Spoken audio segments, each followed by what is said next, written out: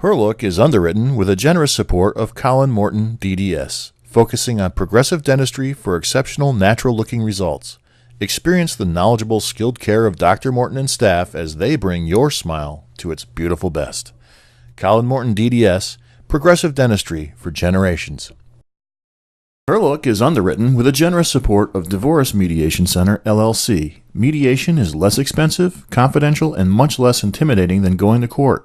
At DMC, helping couples to make their own decisions with results that are less stressful for the children of the marriage is our goal. Divorce mediation is approved by the American Bar Association. Nice, clean oven. Always important to check the oven.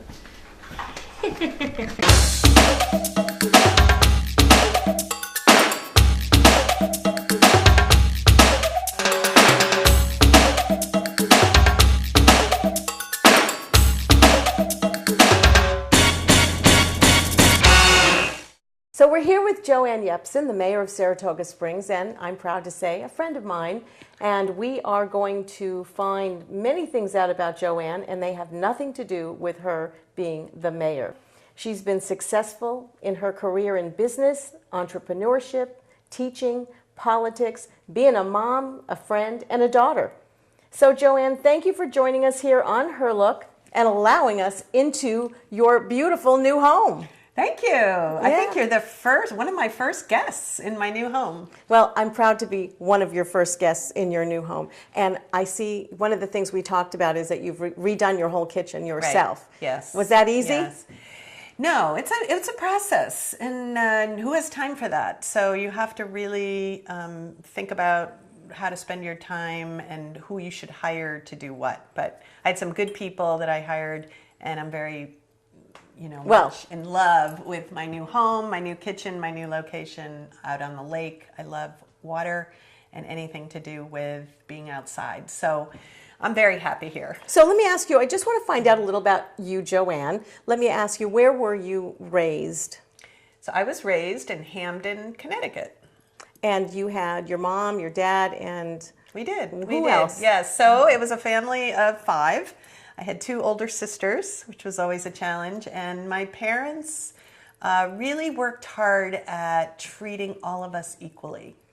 I think that's important. Now, if you had to say which one of your parents was the one who gave you a little more drive and a little more oomph, you know, your sisters were older. We talked about that. So how did that shake out, and how was the dynamic in your house? Well, I think when you're the youngest of the children, and I don't really have a lot of the typical characteristics of a younger child, but again, I think it's because I was 2 years apart with my sisters, and my parents worked hard to talk to us all and encourage us all to do whatever we wanted and believe in ourselves, and I was very lucky.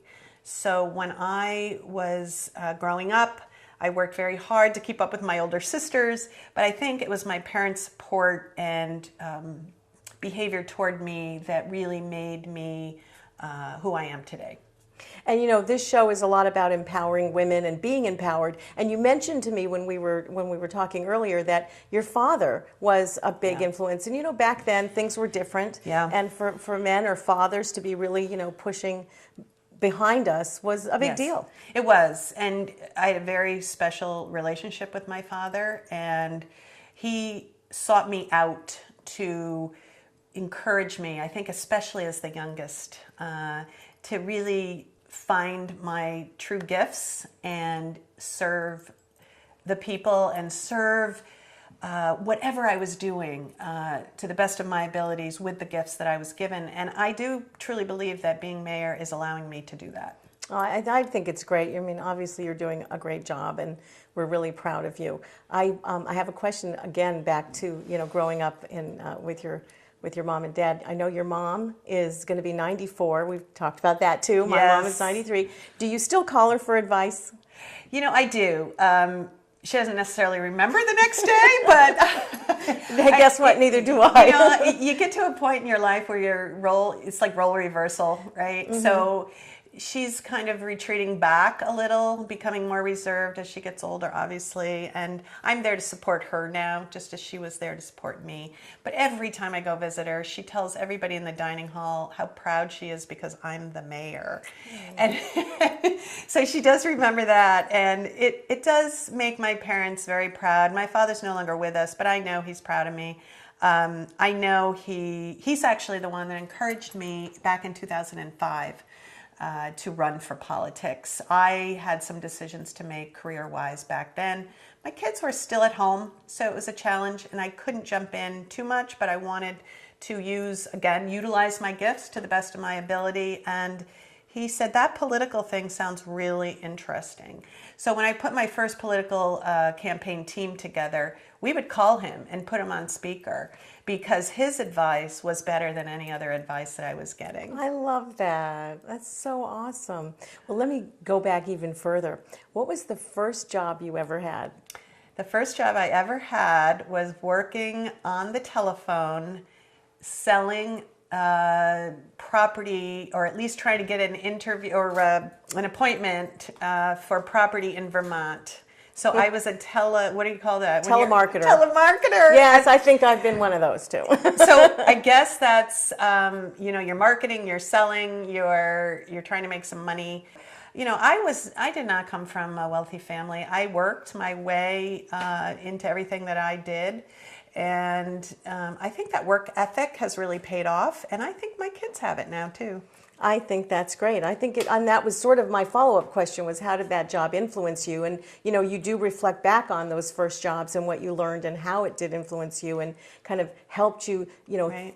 Now when you're teaching your kids how to be responsible and accountable. So I think that's great. Yeah, and my kids have always worked since they were able to work. I think my daughter's first jobs were when they were 14, and there's certain jobs you can do at age 14. So they were always eager to get out there, get those experiences, and make some money. And as a woman yourself, obviously, we come up against some options that may not, we have to overcome obstacles in Sure. our life, and even especially, I should say, as a young woman trying to, work her way through life. How did you overcome those obstacles, Joanne? Well, I think staying focused and being true to your desires. So being inside of yourself is so important to make sure that you're doing what you want to be doing and what you think you could be doing best, as opposed to what everybody else around you is doing. We have to sometimes blank out the noise around us and look inside of ourselves and say, am I being true to myself? Is this what I really want to be doing? And I used to say to my kids every morning when they'd wake up, I'd say, what's your passion this morning? I think passion. I love that. Passion and compassion are what I have lived my life by and what I've tried to get my kids to live their life by.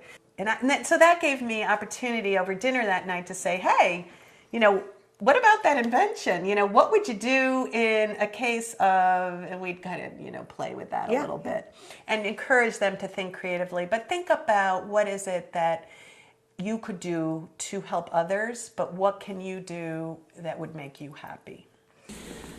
The City of Saratoga Springs shall be holding a public hearing to add to the current capital budget and capital program in the sum of $3,800,292. It's easier to market and promote issues that I believe in. So when I wake up in the morning, I think about the policy issues that I'm working on, to be honest, because most of my life right now is work, and I have been asked several times, is mayor a part-time job or a full-time job? And I said, no, it's a lifestyle. And that's what I signed up for 4 years ago. It's a lifestyle. So there's very little time to say, go to the beach, go to the pool. I take my dog for a walk, and that's my personal time. But otherwise, you're on the phone, strategizing, moving issues forward. You're bringing people together. And my passion is to accomplish great things for the city. Now, I do have some private passions too. I want to know about those. Yeah. I want to know. Don't you? Right. So I know everybody asks me that. Yeah. And I'm like, that's what I'm going to do in the future, is get back to a lot of that.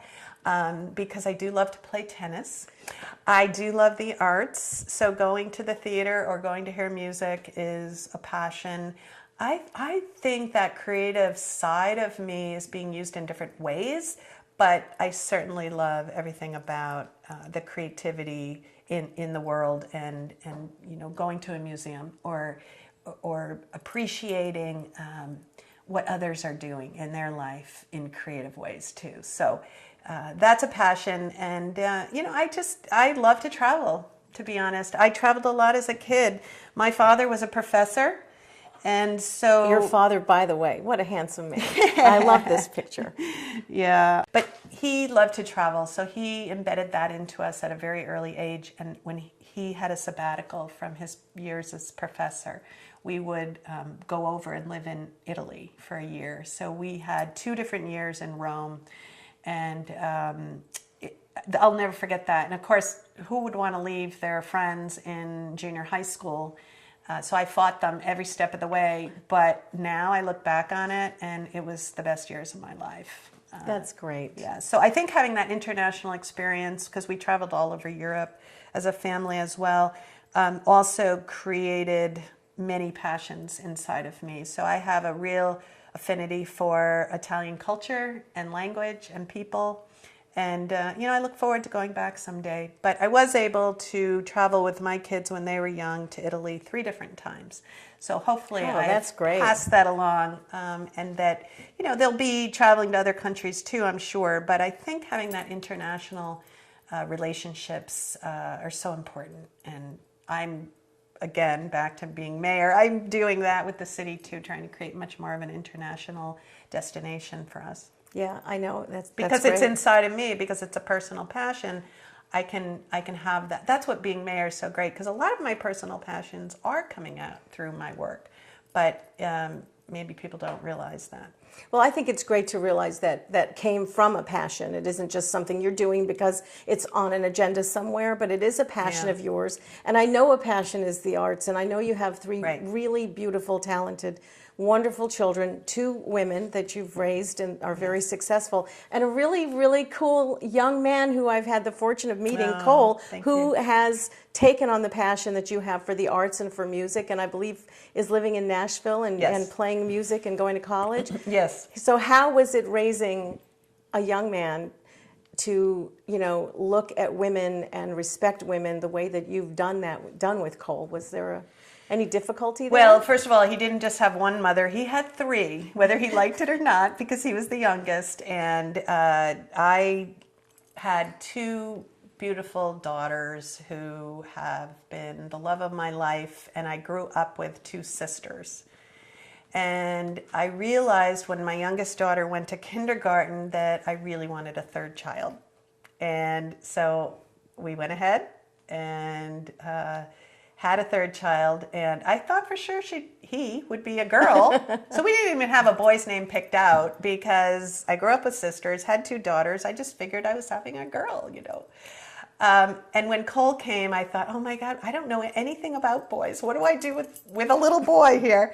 So, but we quickly fell madly in love with him, and he was influenced by his sisters, I think, just as much as me, and because they were a little older. There was 9 years apart between Emma and Cole, and 6 years apart between Laura and Cole. So he was an only child, essentially, in his last several years of living at home. And that, to me, was sort of the best of both worlds for him. So I feel really good about that, and for me, it was a relief to have older girls helping me raise Cole, because it's a tough job to do all on your own, especially when you have 3. Well, thank you, Joanne. We have one last question. It's a question that we sort of are threading through our entire series on Her Look, and it is just, if you were in a room full of 10 to 12-year-old girls, and they were all looking for you for some kind of advice or empowerment, thing, what would it be? Don't hesitate. Yeah. Know what you feel. Say it. And there's no right or wrong. Well, thank you so much. I am not going to hesitate to invite you back at some point because you have been spectacular. I hope I've loved you do. I have loved every second of Well, it. and I love Thank spending you time so with you. much. I really Thank you. appreciate it. Her Look is underwritten with the generous support of Divorce Mediation Center, LLC. Mediation is less expensive, confidential, and much less intimidating than going to court. At DMC, helping couples to make their own decisions with results that are less stressful for the children of the marriage is our goal. Divorce mediation is approved by the American Bar Association.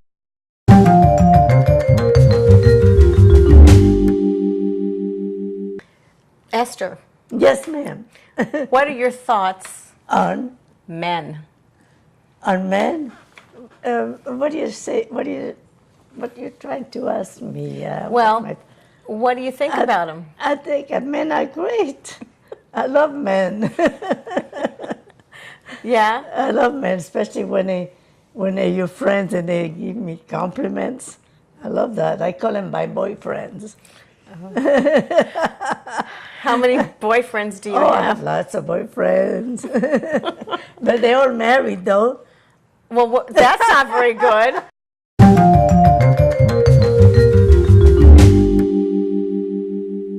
Her Look is underwritten with the generous support of Colin Morton DDS, focusing on progressive dentistry for exceptional natural-looking results. Experience the knowledgeable, skilled care of Dr. Morton and staff as they bring your smile to its beautiful best. Colin Morton DDS, progressive dentistry for generations. I'm Donna Frank, and we're here with Her Look on Look TV. I am with a very special friend who happens to be an award-winning Broadway performer, singer, actress, writer, host, comedy genius. Oh, for what God's else can I sakes. say? Nancy Timpanaro-Hogan is here with me today. Nancy? Dona Frank-Federico, how are you, baby? I am good. Oh, good. I'm so glad to be with you. I could not be happier Oh, you're sitting so here with sweet. you because you're fabulous. Well, thank you. Yes, I am. But I'm sure everybody wants to know. Only kidding. Everybody wants to know about Nancy, and so I'm here to let them know about Nancy, Nancy Timpanaro, and Nancy Timpanaro-Hogan. There you go. And even though I know you spent over 25 years in New York City doing all kinds of fabulous things, which we'll get to later, your life really started right here in Mechanicville, New York, and your parents owned a restaurant that I've heard so much about called Joyce's Log Cabin. Tell us about that. Joyce's was an amazing restaurant. It was like the heart of Mechanicville, New York. I mean, you know, Mechanicville was a town of, 5,000 people? But really, I mean, it was kind of like a destination for everybody. It was a bar for the kids. It was a banquet house for people and a gathering place for people to come have dinner and see each other every week. And it was, you know, my dad had a huge heart, really tremendous guy, great chef, and came from a long line of restaurateurs. My grandfather owned Pan's Moonlight Inn. My That's cousins right. owned Pan's on the Lake. So, you know, yeah. So it was, but it was just, I think, an extraordinarily special kind of like before time, like kind of Cheers. You know what I mean? Yeah. Oh, a yeah. place where everybody came in, everybody knew who they were, and, you know, it was lovely. And Yeah. people are still talking about it And today. people are still talking about it. It's very nostalgic, yeah, and it's not there anymore. The building was, and it was a historic, you know, landmark kind of place, but big old log cabin, over 120 years old, you know, but just beyond the point of repairs after my dad died and stuff, so they kind of, you know, leveled it, which was really sad. And when did you leave the restaurant and Mechanicville? I mean, what inspired you to be a performer?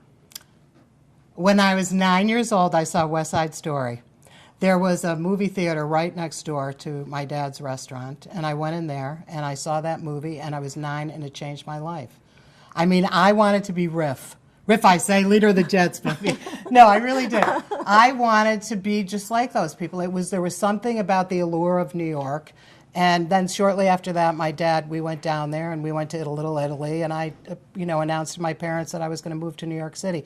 And that idea never left me. It was always a constant. And, you know, when I was growing up, it was a natural thing. I just wanted to do shows. So I would produce, direct, and star in shows with all the neighborhood kids. Oh, my and goodness. you know, in our garage. even know that. And I had costumes from, you know, all my dance recitals and stuff, and I would get them all dressed up, and we'd do these shows. I'd charge the neighbors $1. That was like 50 years ago, so that was like a lot of money at the time, but they all showed up. You've come a long way, baby. I've come a long way, yeah. But it was great. It was great. So it was always something that was just kind of, you know, naturally a part of who I was and a part of the way that I wanted to express myself. So tell me a little about the bridge from actually dream to being in New York City to actually being in New York City and how that all started.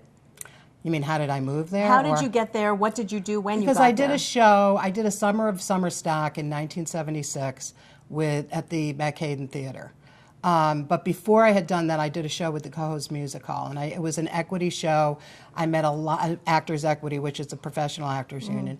I had done community theater and stuff like that, and then this was my first professional experience.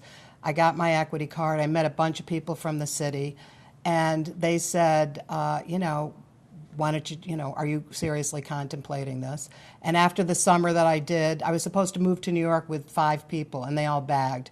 And so this was an opportunity for me to slide right into the city with some people that I had just met and move into a place. And so I decided to go for it. It was terrifying. I mean, I don't know, how does anybody ever do that? You know, I was 21 years old. That summer I was doing summer stock with Nathan Lane, Joe Lane. Oh, yeah. And we ended up moving in together. He was living in Rutherford, New Jersey with his mean bipolar, manic depressive mother. Nathan Lane? The Nathan Lane, yes. And so we lived together for 3 years. Wow. And yeah, that's kind of how it started. But it was terrifying. You know, I mean, the third day I was in New York, I went to see Romeo and Juliet on Broadway with Pamela Peyton Wright, and I walked out afterwards, and there was a guy on the sidewalk with his brains splattered all over. I mean, it was it was a huge welcome to New York. Like a wake-up call. It was really a wake-up call for somebody that was as what do I want? You know, coming from a small town and kind of isolated in the sense of not, you know, cushioned from the world and then going into the city. But, you know, it didn't kind of detour me. That's a little more graphic than you probably wanted, but that's true. That's okay. You know, you're a strong woman, and so you can handle it. Yeah. And what about, speaking of strong, what was it different as a woman, 21 years old in New York City, trying to, you know, find mentors and it was terrifying. Yeah. You know, it was terrifying. I didn't know anybody. I lived in a 5th floor walk-up by myself on 51st and 9th in Hell's Kitchen. You know, I had never really. And when I went there, I didn't really, I mean, I knew I was pursuing a dream, but what the dream that you have in your head and the actuality of what the dream is, you know, in New York, that was the summer of Son of Sam. I don't know if anybody remembers it, but there was a guy going around New York, you know, and so it was terrifying, you know, but I also knew that somehow this was going to be the place that kind of motivated me and a place where I was really going to discover who I was, and I did. You know? Yes, you did, in a big way. In a big way, yeah. I know that there, you know, we could read, if I read all of your credits, I would be here all day, you know, winning numerous awards for all the things that you did and writing. But one thing I know you did was open for Joan Rivers many times. I did. So tell us about that. Oh my God, she was great. You know, she was so different than everybody really thinks. I mean, she's a very quiet, kind of serious, thoughtful woman, you know, and she was terrified every time she went on stage, you know, which you would never think looking at her, you know, and she incredibly insecure, but so giving and so wonderful and really wanted to give people an opportunity to shine, you know, and so I opened for her several times. She liked what I did. She liked the way that we kind of blended, you know, musically and with the way that I played with the audience and stuff too, and it kind of really warmed it up and allowed her to be comfortable and come up, and we were at a place called Michael's Pub. Oh, yeah. And she tried out a lot of material there, but you know, I was really, she was one of my favorite people, really. I loved her. And loved her a lot. you consider her a role model, a mentor to you? Absolutely, yeah. And absolutely. To a lot of other women as well. Yeah, I mean, she really kind of paved the way. You know, I did a show about Toady Fields, and Toady was before Joan, but Joan Rivers was really one of the first major stand-up comics, you know, ever that was successful and just completely driven, but completely brilliant. Yeah, I loved her. And you know, you just mentioned Toady Fields. I was lucky enough to see that show, and it was brilliant. You wrote it, you co-wrote it, you know, everything from soup to nuts, and also put pretty much all your own money into, you know, backing it and presenting it. Yeah. And that was a big risk for you. So it probably, I would imagine, takes a lot of confidence to do something like that. Where do you get your confidence? I had no confidence when I started it. I knew that I wanted to write a vehicle for myself. I wanted something that was going to and I had always loved Toady Fields. And when I was looking through some stuff when I came home one time, I found a program from like 1974. This was 20 years, almost 20 years later after I had seen her.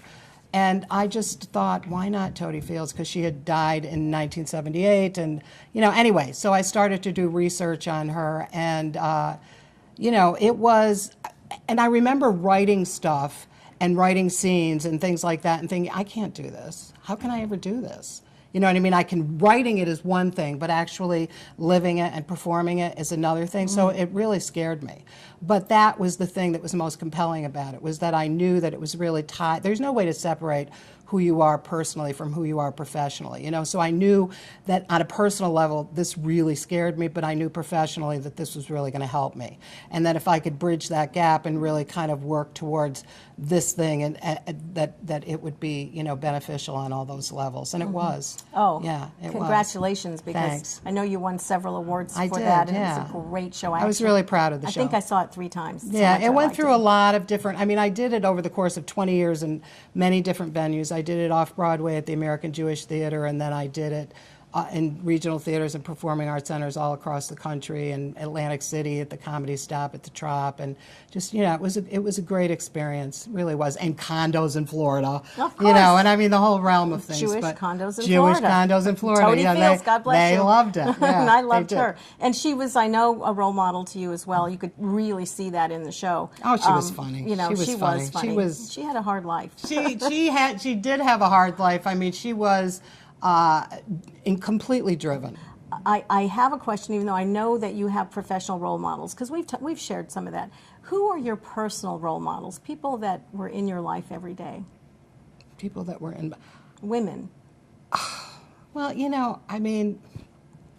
who was, my grandmother. I know that this sounds, but it's true. She lived to be 99, and she was a remarkable woman. She taught me a lot about self-confidence and about not being afraid to be myself, and because that was the one thing that it sounds very cliched, but it's true. It's like she would say, nurture you, Nancy, because that's your gift to the world, and so I never forgot that, and my mother and my aunt, and, professionally, Joan was certainly one of the people that I admired the most, She constantly would just, pick herself up and continue to move forward. So, people like that.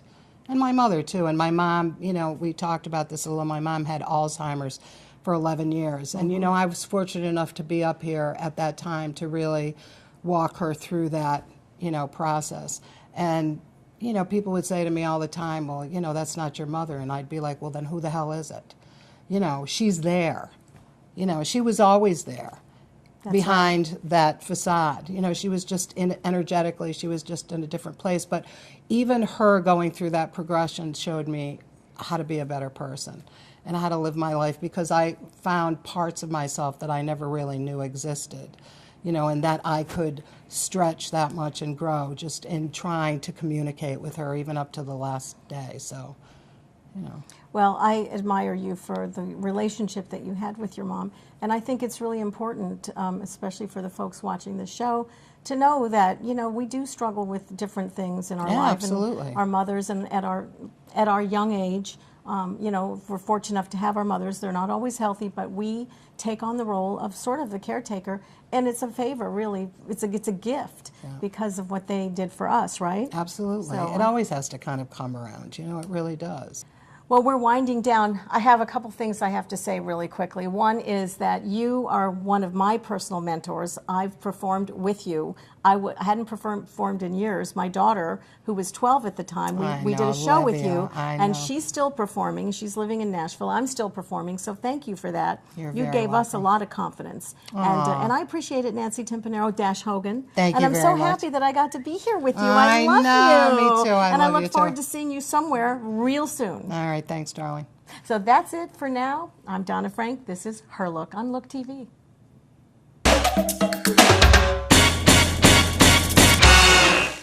Her Look is underwritten with the generous support of Divorce Mediation Center, LLC. Mediation is less expensive, confidential, and much less intimidating than going to court. At DMC, helping couples to make their own decisions with results that are less stressful for the children of the marriage is our goal. Divorce mediation is approved by the American Bar Association. Her Look is underwritten with the generous support of Colin Morton DDS, focusing on progressive dentistry for exceptional natural-looking results. Experience the knowledgeable, skilled care of Dr. Morton and staff as they bring your smile to its beautiful best. Colin Morton DDS, progressive dentistry for generations.